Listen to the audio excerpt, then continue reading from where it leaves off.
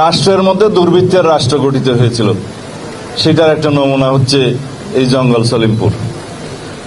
আমরা দায়িত্ব গ্রহণের পর 1 মাসের মধ্যেই চট্টগ্রামে কিছু সন্ত্রাসী কার্যক্রম লক্ষ্য করেছিলাম। তখনই আমরা সিদ্ধান্ত নিয়েছিলাম তাদের অভয়ারণ্য আগে নষ্ট করতে হবে। তার অংশ হিসেবে মার্চ মাসের 9 তারিখ মনে হয় আমরা এখানে একটা যৌথ অভিযান পরিচালনা করি। এখানে আমাদের পুলিশ, র্যাব, বিজিবি, সেনাবাহিনীর সমর্থন নিয়ে আমরা একটা ব্যাপক তল্লাশি অভিযান চালাই। কিছু অস্ত্র উদ্ধার হয়েছে এবং কিছু সন্ত্রাসী আটক হয়েছিল। তবে আমাদের লক্ষ্যমাত্রা অনুযায়ী আমরা সেটা করতে পারিনি। আইন শৃঙ্খলা পরিস্থিতি আনফর্চুনেটলি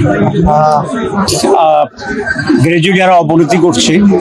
আপনারা দেখেছেন বেশ কিছু শিশু মারা গেছে, র্যাপ কেস হচ্ছে, মামলা হচ্ছে, এটা একেবারে অপ্রত্যাশিত। এর প্রধান কারণ হচ্ছে সরকারি দলের লোকেরাই এগুলোর সাথে জড়িত।